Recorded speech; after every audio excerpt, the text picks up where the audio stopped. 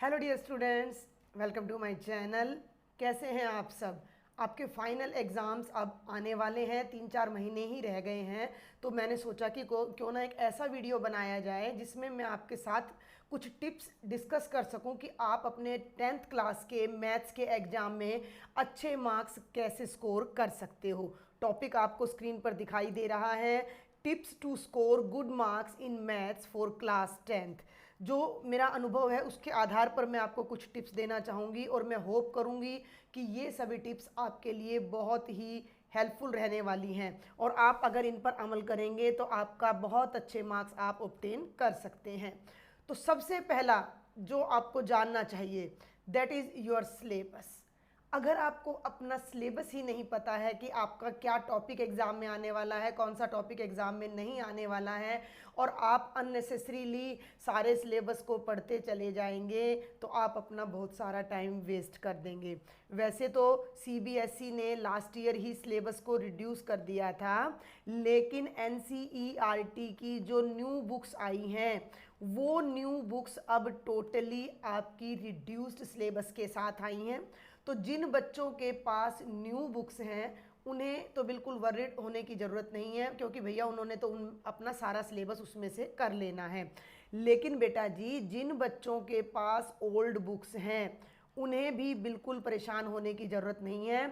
अभी भी आपके पास बहुत टाइम है और मैंने भी अपने चैनल पर रिड्यूस्ड सिलेबस का कंप्लीट वीडियो अपलोड किया हुआ है, जिसका लिंक मैं आपको डिस्क्रिप्शन बॉक्स में दे दूंगी। और आप अपनी ओल्ड बुक्स में जो आपका टॉपिक कट चुका है, रिड्यूस हो चुका है, डिलीट हो चुका है, उनको पेंसिल से मार्क कर दीजिए, कट कर दीजिए, उन पर डैशेस लगा दीजिए, तो आपको क्लियर हो जाएगा कि ये कॉन्सेप्ट्स हमने एग्ज़ाम के टाइम पर तैयार नहीं करने हैं। तो बहुत सारा आपका जो बर्डन है वो लेस हो जाएगा। समझ में आ रही बात? तो सबसे पहला काम, अभी अगर स्टूडेंट्स ने अभी तक भी इस बात को एनालाइज नहीं किया है कि कितना सिलेबस मेरा आएगा, कितना सिलेबस मेरा नहीं आएगा, तो वो सबसे पहले यही काम करेंगे। ठीक है। अच्छा, यहाँ पर मैं एक बात और आप सभी स्टूडेंट्स के साथ डिस्कस करना चाहूँगी कि आप अपनी प्रिपरेशन को बहुत स्ट्रॉन्ग और करना चाह रहे हैं, अच्छे से अपना रिवीजन करना चाह रहे हैं, तो आप अनअकैडमी के प्लेटफॉर्म पर भी मुझे ज्वाइन कर सकते हैं। डेली 6 PM टू 7 PM पर मैं वहाँ क्लास लेती हूँ and that class is totally free for all students. आप अपना कोई भी डाउट वहाँ आकर मुझसे शेयर कर सकते हो, कोई भी क्वेरी रेज कर सकते हो, कोई भी टॉपिक डिस्कस कर सकते हो। जो मैं पोल्स क्विज कंडक्ट करती हूँ उनमें पार्टिसिपेट कर सकते हो। बहुत जल्द मैं एक कैश प्राइज़ पर बेस्ड भी क्विज कंडक्ट करने जा रही हूँ, तो मैं चाहूँगी कि आप स्टूडेंट्स वहाँ पर भी आएँ और ज़्यादा से ज़्यादा वहाँ पर भी क्लास को अटेंड करें, तो आपको बहुत बेनिफिट रहेगा। अब हम अपने सेकेंड टॉपिक पर चलते हैं।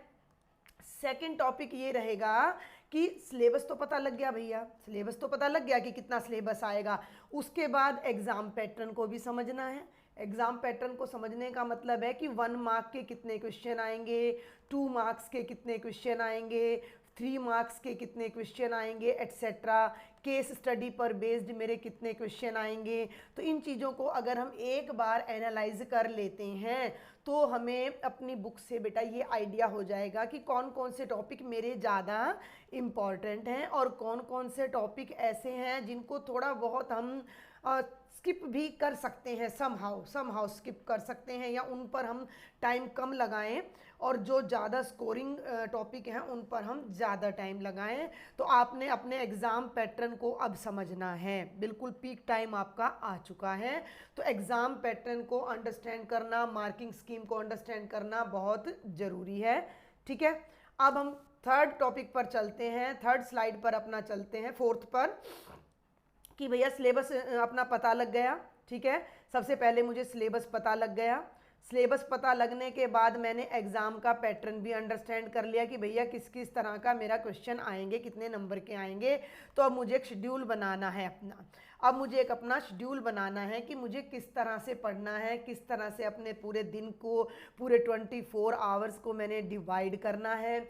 सभी सब्जेक्ट्स को भी मैंने इक्वल लेके चलना है, क्योंकि एक मैथ से तो काम नहीं चलेगा भाई। मैं तो आपको केवल मैथ्स के लिए सजेशंस दे सकती हूँ, लेकिन जब आपने एक अच्छा स्कोर लेना है तो सारे के सारे सब्जेक्ट्स आपको वहाँ पर कवर करने पड़ेंगे। तो आप अपना 24 आवर्स को स्कूल टाइम के बाद डिवाइड कीजिए कि किस सब्जेक्ट पर कितना टाइम मैंने अपना अप्लाई करना है हर सब्जेक्ट के लिए। और वो टाइम टेबल को फिर आपने स्ट्रिक्टली फॉलो भी करना है, उस टाइम टेबल को स्ट्रिक्टली फॉलो भी करना है, तभी आप अच्छे मार्क्स ले सकेंगे। अगर आप इस वीडियो को अभी तक देख रहे हैं यहाँ तक, इसका मतलब आप चाह रहे हैं कि आपके एग्ज़ाम में बहुत अच्छे मार्क्स आएँ। तो आपने शेड्यूल बनाना है और उस शेड्यूल को आपने फॉलो भी करना है। क्लियर है? कोई भी आपको फिर भी कोई क्वेरी रह जाती है तो यू आर वेलकम, आप मुझसे डिस्कस करेंगे। क्लियर? चलिए आगे चलते हैं। उसके बाद शेड्यूल बन गया अपना, मैथ्स का भी भाई टाइम लिमिट अपनी डिसाइड हो गई कि सपोज कर लीजिए कि रात को मैंने 8 to 10 PM भैया मैथ्स पढ़ना है। अब मैथ्स पढ़ने के साथ साथ क्या करो, एक सेपरेट नोटबुक ले लो, एक सेपरेट छोटी सी नोटबुक ले लो, या फिर अपना एक आप चार्ट टाइप में भी अपना ले सकते हो, जिसको आप अपने स्टडी टेबल के पास दीवार पर अपना चार्ट को पेस्ट कर सकते हो। किस लिए? उस पर सारे इंपॉर्टेंट फॉर्मूलाज राइट करके। आप अपनी कन्वीनियंस देखिए, आपको नोटबुक कन्वीनियंट लगती है, डायरी कन्वीनियंट लगती है, जो भी इजीली अवेलेबल है उसको लीजिए और चैप्टर वाइज, सुने मेरी बात ध्यान से, चैप्टर वाइज जितने भी फॉर्मूलाज हैं वो सब आपने उसमें राइट करने हैं। आपने सारे के सारे वॉल पे पेस्ट कर लेते हो तो और भी अच्छी बात है ना? वॉल पे पेस्ट कर लेते हो तो और भी अच्छी बात है भाई, अपना आते जाते नज़र पड़ती रहेगी। क्लियर? आपका अपना सेपरेट रूम है तो हर दीवार पर सब्जेक्ट वाइज आप इस तरीके से फॉर्मूला को पेस्ट करके लगा सकते हो। नहीं तो नोटबुक है, उसको दिन में एक बार थोड़ा सा अपना देखते रहेंगे तो ये फॉर्मूला बिल्कुल आपकी टिप ऑफ द टंग पे आपके आ जाएंगे। और आपको एग्जाम टाइम पे तो देखो किसी को भी लर्न नहीं होते हैं फॉर्मूला, प्रैक्टिस ही आपको परफेक्ट बनाती है। तो उसके बाद अगला काम आपने ये करना है कि शेड्यूल बन गया, टाइम फिक्स हो गया, तो उसमें एक नोटबुक को अलग रखना है। जो भी नई चीज़, नया फॉर्मूला, नया वर्ड आता है उसको उसमें अपना आप नोट करते हुए चलेंगे। ओके? उसके बाद आ जाता है प्रैक्टिस का काम, because practice makes a man perfect. मैं अपने स्टूडेंट्स को जब भी फर्स्ट टाइम क्लास लेती हूँ तो मैं कहती हूँ कि 4P will lead you to good marks in maths. कि भैया सबसे पहले तो आपको एक पेन की अदद ज़रूरत है ना? उसके बाद आपको एक पेपर भी चाहिएगा जिस पे आपको पेन चलाना पड़ेगा। अब पेपर पे पेन चलाओगे तो प्रैक्टिस करनी पड़ेगी, और वो प्रैक्टिस करने के लिए आपको पेशेंस की ज़रूरत पड़ेगी। ये P⁴ को अगर आप फॉलो करते हो तो आप बहुत अच्छे मार्क्स गारंटेड ले सकते हो। पेन को पेपर पर चलाते हुए प्रैक्टिस करें पेशेंस के साथ। पेशेंस मतलब एक क्वेश्चन एक बार में नहीं आया तो दूसरी बार में आएगा, थर्ड टाइम में तो ज़रूर आएगा, मैक्सिमम 4 टाइम्स में तो आ ही जाता है। और मैथ्स में खासतौर पर मैं एक चीज़ पर बड़ा फोकस करती हूँ, मैं बच्चों को बोलती हूँ कि भैया रीड द स्टेटमेंट केयरफुली। ये नहीं है कि बस अपना पेन उठाया, स्टेटमेंट की शक्ल देखी और क्वेश्चन करना स्टार्ट कर दिया, ऐसा बिल्कुल भी नहीं करना चाहिए। रीड द स्टेटमेंट केयरफुली, और ये आपका केवल 10 to 15 सेकेंड लगता है अपनी पूरी स्टेटमेंट को रीड करने में। ठीक है? तो अगला जो आपका टॉपिक मैं बता रही हूँ, अगली जो चीज़ आपने फॉलो करनी है वो आपकी प्रैक्टिस रहेगी। जब आपका सिलेबस का प्रैक्टिस हो जाता है तो अलग अलग टाइप के क्वेश्चंस की आपको प्रैक्टिस करनी है। और इस प्रैक्टिस के लिए आप, मैंने बताया अभी आपको, मैं दोबारा से फिर बता रही हूँ कि इस प्रैक्टिस के लिए आप मुझे फॉलो कर सकते हो। मेरे साथ आप डेली एक क्लास लोगे अनअकैडमी पर तो आप वहाँ पर भी अच्छी प्रैक्टिस मैं आपकी करवाती हूँ। हम अपनी 60 मिनट्स की मेरी क्लास होती है डेली 6 to 7 PM। अगर कभी टाइम चेंज होगा तो उसकी आपको मैसेज मिल जाएगा अगर आप मुझे फॉलो करोगे वहाँ पर। तो 99% 6 to 7 PM मेरी डेली क्लास होती है और वहाँ मैं इतनी अच्छी प्रैक्टिस कराती हूँ। हम डेली एटलीस्ट 15 to 20 क्वेश्चंस हम वहाँ पर कवर कर लेते हैं और वो बहुत इंपॉर्टेंट क्वेश्चंस होते हैं जो अपने प्रीवियस ईयर एग्जाम्स में बार बार पूछे जाते हैं। तो आपने ज़रूर से ज़रूर वहाँ पर मुझे ज्वाइन करना है। आगे बढ़ती हूँ मैं। प्रैक्टिस के बाद अगला स्टेप जिस पर हमने जाना है वो है कि भैया प्रैक्टिस हो गई, सिलेबस हो गया। अब तो अक्टूबर चल रहा है, अक्टूबर में मैं वीडियो दे रही हूँ तो सिलेबस तो लगभग हो चुका है। तो अब आपका पीक टाइम आ चुका है। अगर अभी भी जिन स्टूडेंट्स का सिलेबस नहीं हुआ है तो एक डेडलाइन बना लो, 15 to 20 अक्टूबर तो भाई बिल्कुल लास्ट है। किस लिए? सिलेबस कंप्लीट करने के लिए। सबसे पहले सिलेबस को कंप्लीट करें और फिर प्रीवियस ईयर के क्वेश्चन पेपर्स, एटलीस्ट 5 ईयर्स के पेपर्स आपने सॉल्व करने हैं। इतना अगर आप देखो, कई बच्चे मुझसे पूछते मैम एनसीईआरटी सफिशिएंट, तो चलो भाई एनसीईआरटी तो सफिशिएंट नहीं है केवल, लेकिन एनसीईआरटी एग्जाम्पलर और अगर 5 प्रीवियस ईयर्स के पेपर्स आप कर लेते हो तो आप बहुत ज़्यादा अच्छे मार्क्स आप ले सकते हो। फिर आप प्राइवेट पब्लिशर की बुक हैं जो आर.डी. शर्मा और अग्रवाल के, कुछ सिलेक्टेड क्वेश्चंस कर लीजिए। नहीं तो अगर 5 ईयर्स, देखो सीबीएसई जो है वो एक पेपर तो बनाती नहीं है। एक आपका मान लो 2023 के ही पेपर्स ले लें तो there are so many sets in 2023। अब 2023 के ही 5 सेट उठाते हो और 5 ईयर्स के पेपर लेते हो तो 25 पेपर्स आपने रिवाइज कर लिए, तो कितना सारा प्रैक्टिस आपकी हो गई है, आप ये देखिए। तो आप बिल्कुल 100% मार्क्स वहाँ पर स्कोर कर सकते हैं। तो प्रीवियस ईयर पेपर्स को बिल्कुल भी निगलेक्ट नहीं करना है। और इन प्रीवियस ईयर पेपर्स के साथ ही मैं फोकस करना चाहूँगी कि सीबीएसई जो सैम्पल पेपर इशू करती है उसको आपने देखना है, और साथ में सीबीएसई एक प्रैक्टिस पेपर भी अपना बनाती है, अभी डाल दिया है उन्होंने, तो उसके भी सभी क्वेश्चंस आपने ज़रूर सॉल्व करने हैं। ठीक है, नेक्स्ट पॉइंट जो मुझे इम्पोर्टेंट लगता है वो है रिवाइज प्रॉपरली। रिवीजन को आपने पूरा अपना ध्यान देना है कि किस तरह से, भाई अभी अक्टूबर चल रहा है, अभी अक्टूबर चल रहा है तो कम से कम फैब में आपके एग्ज़ाम है, तो 3 से 4 रिवीजन के लिए आपने अपना टाइम मैनेज करना है। जिन क्वेश्चंस के ज़्यादा मार्क्स हैं, सुन लीजिए मेरी बात को, कि हाई वेटेज वाले जो क्वेश्चन हैं उनको आपने बार बार रिवाइज करना है।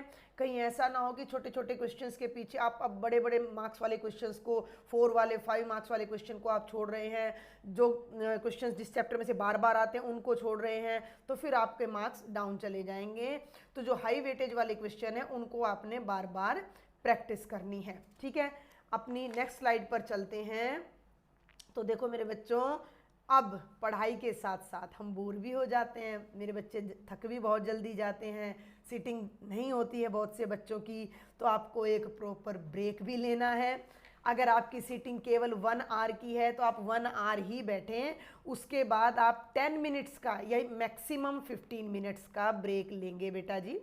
अगर आप अभी 1 आवर भी नहीं बैठ पा रहे हैं तो भाई फिर तो आप ऐसा करो कि 30 मिनट्स बैठो, 5 मिनट्स ही बोलूँगी वैसे मैं, पर 10 मिनट्स का ब्रेक लो, फिर 30 मिनट्स बैठो।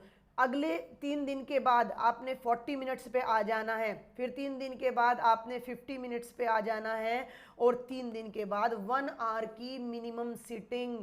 सुन लीजिए, ये मैं मिनिमम सीटिंग बोल रही हूँ, 1 आवर की मिनिमम सीटिंग मेरे हर बच्चे की होनी चाहिए। उसके बाद आपने केवल 10 to 15 मिनट का अलार्म लगा के ब्रेक लेना है, जिसमें खाएं पिए नाचें कूदें मस्ती करें और अपने आप को एंटरटेन करें, और उसके बाद फिर आप अपना सीटिंग देंगे 1 आवर की। जो बच्चे 1 आवर से ज़्यादा सीटिंग दे देते हैं वो बधाई के पात्र हैं, उनको अपनी सीटिंग और भी ज़्यादा बढ़ानी चाहिए। 2 to 3 आवर्स की सीटिंग अगर आप देते हैं, एक मतलब कॉन्टीन्यूस, अगर आप एक सब्जेक्ट को 2 to 3 आवर्स दे पाते हैं तो आपको 100% मार्क्स लेने से कोई नहीं रोक सकता। बट ये देखना कि वो सीटिंग यूजफुल भी है या नहीं, उस सीटिंग में कहीं बैठकर फ़ोन ही चल रहा है, आप एक वर्दी काम कर रहे हो कि नहीं, कि भाई आप ढंग से रिवीजन कर रहे हो या नहीं, ढंग के क्वेश्चंस आप अटेम्प्ट कर रहे हो या नहीं, वो क्वालिटी भी आपने देखनी है। सुन लीजिए, 1 आवर की जो क्वालिटी स्टडी है that is much better than 2-3 hours non quality, जिसमें कुछ भी नहीं कर रहे हो आप, उससे बेटर 1 आवर तक अच्छे से पढ़ना है। आई होप कि आप मेरी बातों को समझ पा रहे हैं, और अपने आप को कभी भी डीमोटिवेट नहीं होने देना है। फोकस्ड रहना है। करना क्या है भाई, अभी एग्ज़ाम्स हैं तो टोटल फोकस आपका एग्ज़ाम पर होना चाहिए। इन दिनों आपके फेस्टिवल्स का सीजन भी चल रहा है, फेस्टिवल स्टार्ट हो गए हैं अपने इंडिया में, आगे मैरिजेज स्टार्ट हो जाती हैं, सबको एंजॉय करें, लेकिन इस फोकस कहाँ रहना है, एग्ज़ाम पे रहना है, मोटिवेटेड रहना है, डीमोटिवेट नहीं हो जाना है। जो लोग नेगेटिव वाइब्स देते हैं उनसे दूर हटना है, पॉजिटिव वाइब्स वाले जो टॉपर बच्चे हैं उनको देखना है, अच्छे अच्छे लोगों के इंटरव्यू देखो आप, और मोटिवेटेड और फोकस्ड रहकर आपने अपनी स्टडी को कंटिन्यू रखना है। ठीक है, और इतना सब कर लिया, तैयारी कर ली, हमारा सारा काम हो गया, लास्ट में जब हम एग्ज़ाम सेंटर में जाकर बैठ रहे हैं तो वहाँ पर अगर हमारी प्रेजेंटेशन अच्छी नहीं होगी तो भी हमें मार्क्स नहीं मिलेंगे। उसके लिए आपने क्या करना है कि प्रीवियस ईयर के जो टॉपर स्टूडेंट्स हैं उनकी आंसर शीट्स को आपने स्टडी करना है। ये आंसर शीट आपको किसी भी प्राइवेट सैम्पल पेपर में मिल जाएंगे, आप गूगल पे भी सर्च कर सकते हो। एक दो आपकी बुक्स की आपकी क्या है ये ऐप होती हैं, उन ऐप के अंदर भी आप देख सकते हो कि टॉपर लास्ट ईयर के टॉपर स्टूडेंट्स की answer sheet as it is वहाँ दिखलाई जाती हैं। उनको एनालाइज करो कि कितना वो लिख के आ रहे हैं, कैसा लिख के आ रहे हैं, कैसा वो पेपर में प्रेजेंट कर रहे हैं। आपको सब कुछ आ रहा है लेकिन आप अच्छे से प्रेजेंट नहीं कर पा रहे हो, है ना भाई, बहुत अच्छा माल है लेकिन हम बेचने के लिए हमारी प्रेजेंटेशन अच्छी नहीं है, हमारी पैकिंग ही अच्छी नहीं है, तो वो है ना भाई। अभी एक जैसी मान लो दो कंपनियां हैं टूथपेस्ट बना रही हैं, एक की पैकिंग बहुत ज़बरदस्त है, मटेरियल चाहे कुछ भी ना हो, है ना, तो प्रेजेंटेशन मैटर करती है। प्रेजेंटेशन अच्छी होगी, पेपर साफ सुथरा होगा, नीट एंड क्लीन आप लिखेंगे, टू द पॉइंट आप लिखेंगे, एक्स्ट्रा नहीं लिखेंगे, तो आपको वहाँ पर मार्क्स मिलेंगे। क्लियर है? तो ये सारी बातें, मेरी बात को समझ पा रहे हैं ना? अगर फिर भी आपको कोई क्वेरी रह जाती है, कोई डाउट रह जाता है, तो वो डाउट आप मुझसे अच्छे से शेयर कर सकते हो, कमेंट बॉक्स में आप शेयर कर सकते हो, व्हाट्सएप पे मैंने ग्रुप बनाए हुए हैं। और एक बात और बता दूं कि व्हाट्सएप पे भी चैनल बना लिया है मैंने, जिसका लिंक मैं डाल दूंगी, तो मेरी सभी लेटेस्ट वीडियोस के लिंक वहाँ पर मैं फॉरवर्ड कर देती हूँ। और क्लास वाइज भी मैंने व्हाट्सएप ग्रुप बनाए हैं जहाँ आप अपने डाउट्स, क्वेरीज मुझसे शेयर कर सकते हैं। अनअकैडमी के प्लेटफॉर्म पर मैं बार बार आपको कह रही हूँ कि आप आएँ और वहाँ पर 6 to 7 PM डेली मेरी क्लास ज्वाइन करें और अपने फाइनल एग्ज़ाम्स की अच्छे से वहाँ पर तैयारी कर सकते हो। मुझे लगता है कोई ऐसा पॉइंट मैंने छोड़ा नहीं है, फिर भी कुछ रह गया हो तो आप मुझे कमेंट बॉक्स में मैसेज कर सकते हैं। और अगर इन सभी पॉइंट्स को आप फॉलो करते हैं, सुन लीजिए, मैं एक बार फिर से सारी बातों को यहाँ पर आपको रिवाइज कर देती हूँ जल्दी से, कि सबसे पहले आपको पता होना चाहिए कि आपका सिलेबस क्या है। क्लियर है? सबसे पहला पॉइंट हो जाएगा आपका सिलेबस। सिलेबस के बाद आपको पता होना चाहिए कि आपके एग्ज़ाम का पैटर्न क्या है। उसके बाद आपने अपना पढ़ाई का शेड्यूल बनाना है। ठीक है, उस शेड्यूल के बाद जब आप पढ़ने बैठते हो तो आपने एक नोटबुक बनानी है जिसमें आप रिवीजन के साथ साथ सारे फॉर्मूलाज को नोट करोगे। प्रैक्टिस बहुत अच्छे से करनी है, प्रीवियस ईयर के क्वेश्चंस को सॉल्व करना है, उसके बाद रिवीजन प्रॉपरली आपने करना है। समझ में आ रही है बात? और एग्ज़ाम और मोटिवेटेड रहना है, ब्रेक्स लेने हैं बीच में, और एग्ज़ाम में अपना पेपर बहुत अच्छे से प्रेजेंट करना है। I think this video will be very useful for you. अच्छी लगे चैनल को सब्सक्राइब जरूर करें और अपने ज़्यादा से ज़्यादा फ्रेंड्स को शेयर भी करना है। Thank you.